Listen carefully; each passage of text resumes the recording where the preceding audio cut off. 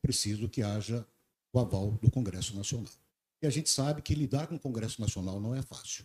Ontem mesmo nós tivemos 3 deputados do PL que foram condenados por malversação do dinheiro em relação a emendas. Tivemos uma deputada federal do MDB que também foi decretada a sua prisão em virtude de rombo do próprio INSS. Então, lidar com o legislativo, principalmente em Brasília, não é coisa fácil. Eu estou na política há mais de 40 anos, nunca fui candidato, mas sempre em relação ao jornalismo. E por todos os candidatos que já ouvi, todos têm um plano de governo, mas até hoje eu não consegui ver nenhum realizar nem 50% do seu plano de governo, porque não são obrigados a realizar, são obrigados a apresentar. Hoje nós temos na política uma divisão entre direita e esquerda, onde as pesquisas mostram que a direita teria 40% dos votos e a esquerda 40% dos votos.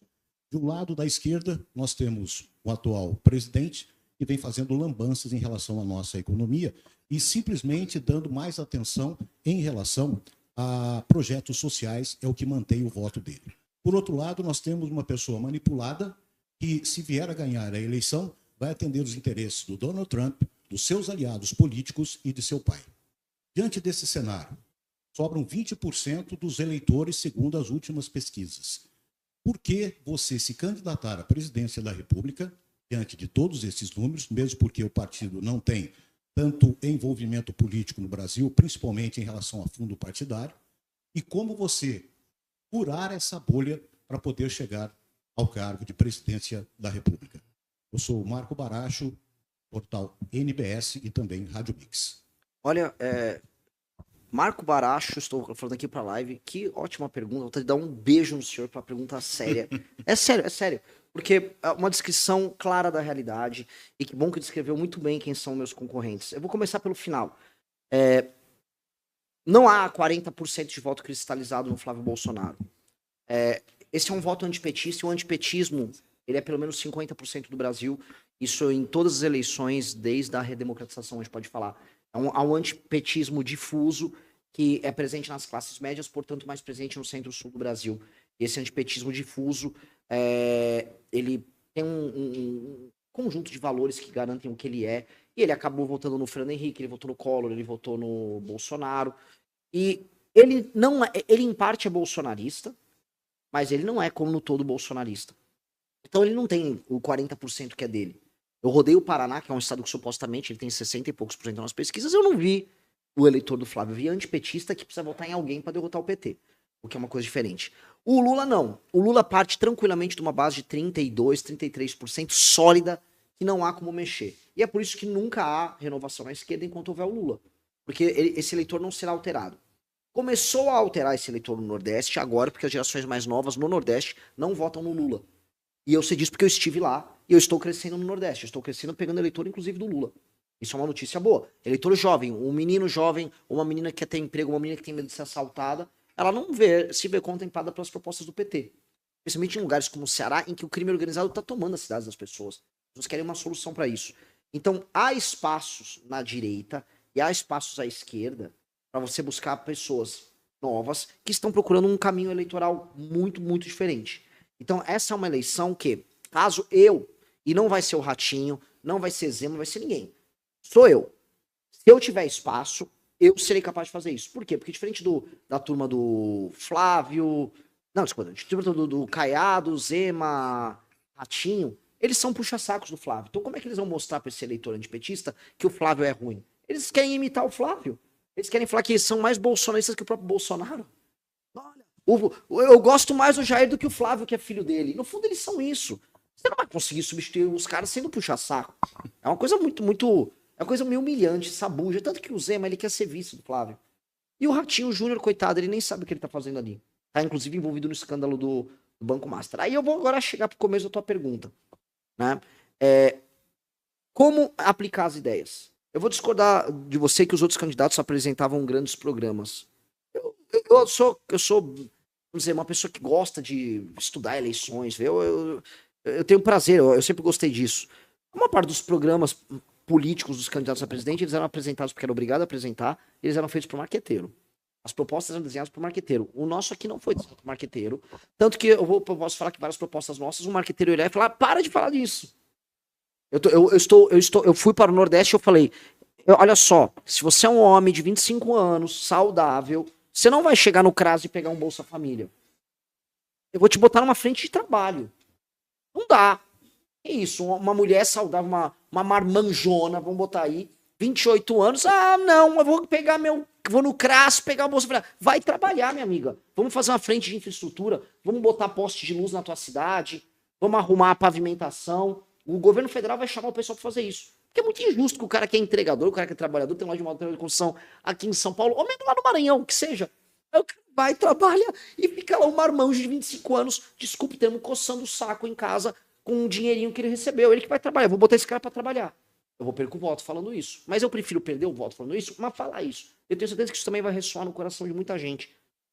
Então, nossas propostas são propostas. Aí, como executar? Primeira coisa, se eu ganhei a eleição, o que isso significa? Que eu convenci as pessoas disso. Se eu convencer as pessoas disso, não apenas eleger uma bancada grande, como os deputados do Centrão e do próprio PL, direita como tudo, vão se eleger com a minha agenda, porque foi a agenda principal da eleição. Uma questão lógica, eu já vou ter uma bancada. 2, eu não tenho problema nenhum em fazer composição política, nos nossos termos. E 3, você também trouxe a resposta para mim. Veja, você falou, tá começando a cair a casa dos deputados por conta do orçamento secreto. Vamos dar um nome aos bois, o Flávio Dino vai pegar uns 70 deputados. Eu tenho essa informação, inclusive de bastidores. O Flávio Dino esperou todo mundo ficar roubando como se não houvesse amanhã com orçamento secreto, guardou e agora eles vão lá pegar um por um.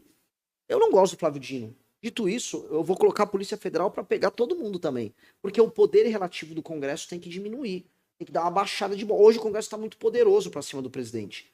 Hoje vai ser assim, todo mundo do Centrão está envolvido com um escândalo. Então assim, parou o escândalo, vocês vão ser investigados. Agora, quer trabalhar direito comigo?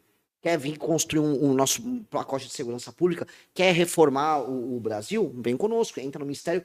Viva o lucro político positivo disso. Não, você quer roubar, quer botar uma faca no meu pescoço? Eu vou com a Polícia Federal pra cima de você. Junto com o Flávio Dino, que seja.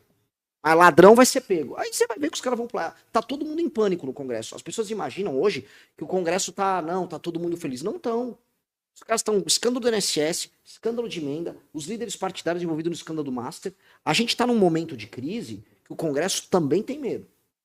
Infelizmente, como há na sociedade brasileira essa doença chamada bolsonarismo e outra doença chamada petismo, a sociedade não se uniu e fala, que tal a gente só não votar em ladrão? Só que as pessoas estão presas na doença, então ela vai votar um ladrão de esquerda e um ladrão de direita. Mas não houvesse essas doenças, a sociedade se uniria para cuidar do que importa. Né?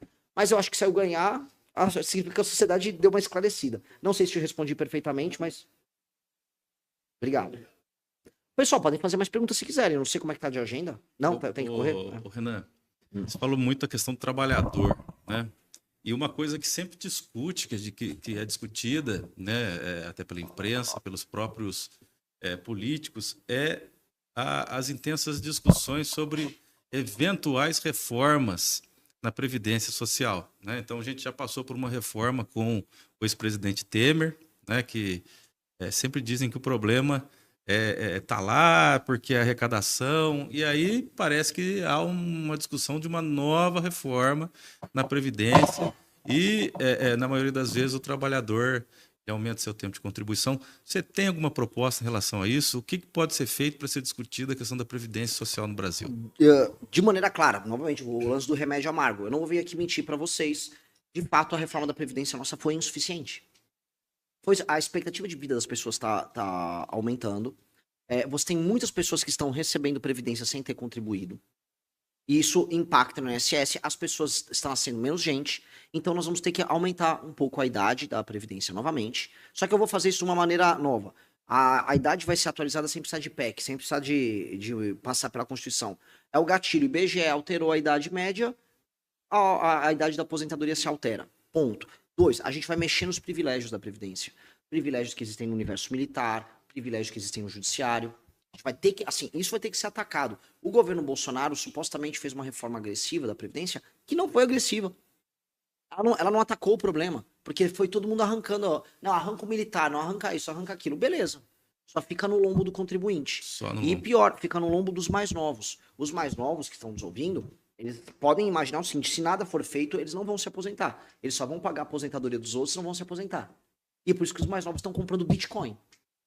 Por isso que no mundo inteiro, tá? Os mais novos estão saindo do sistema. Aí você fala, eu prefiro comprar uma cripto e não ter que ficar dependendo dos outros, eu faço minha própria poupança, do que eu depender desse sistema falido, canalha, que é o sistema previdenciário. A gente vai ter que mudar o regime previdenciário brasileiro, tá? Então, no pacote fiscal vai ter que alterar isso. Quem falar que não vai precisar fazer, tá mentindo e tá dando golpe na praça.